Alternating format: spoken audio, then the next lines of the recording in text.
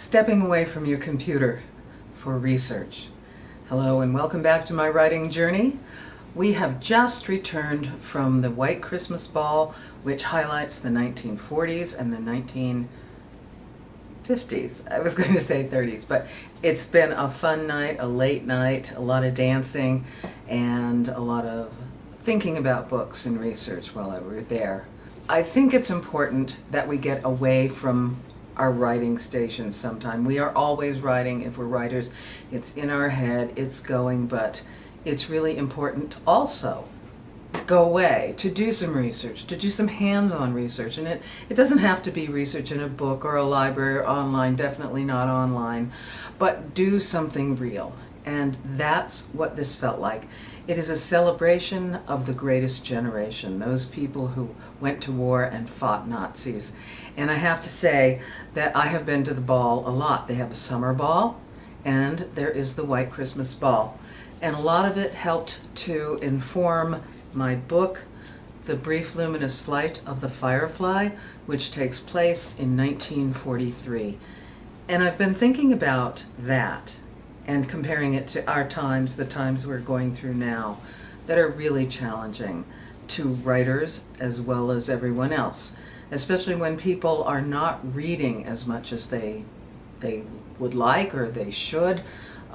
We need to bring reading back, less computers, less online, even though of course you'll be looking online to see this if you do see this.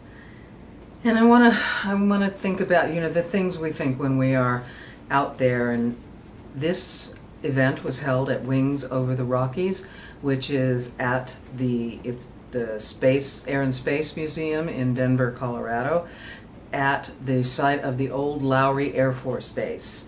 You can't miss it if you go there. There's a B-52 bomber right outside, and it's gigantic, so you can't miss it if you're looking for it. And it is full of Christmas lights and sparkle, and this year particularly, a lot of women were wearing sparkle. I think that's indicative of our times, that we want something shiny, something optimistic. We've been through a grueling election, and we don't necessarily know what the future will bring.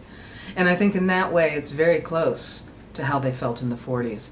But this is something that occurred to me as I wrote. I've set the opening of my book at a dance. It's in the summer. I just returned from the winter dance. But I think this has a lot in common with it, and I think I'll just read this bit. Washington was the epicenter of the war effort. The Roosevelts were in the White House, and the city was a giant hive of workers with one goal: to win the war. Excitement, grief, anticipation, and tension lingered over everyone's head, the tension that silently gripped every muscle and wouldn't let go, except in the odd hours. Boys Mimi and her friends met one week might be dead in a field in Europe the next. There had to be an outlet for that pent-up energy, and for Mimi and her friends it was dancing. They danced to beat back the fear. They danced after hearing someone else they knew had died in a foreign land or was reported missing in action. They danced to be so exhausted they could sleep. They danced to shut off the voices, the questions, and the uncertainty. And sometimes they simply danced. And that's what we did tonight. We danced. We danced in the face of uncertainty that we have in this country right now.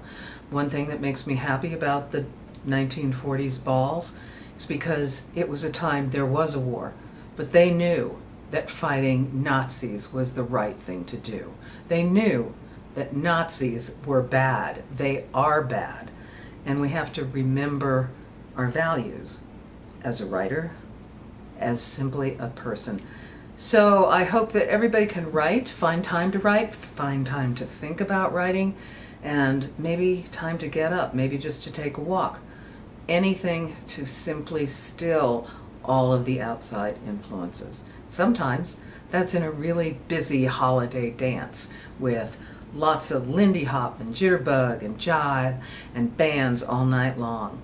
It was great. So I'll leave you with that. I hope you are ready for a happy holiday season, but think about yourself and your writing and really put a priority on that too. So that's what I have tonight, and I'll see you next time. Bye.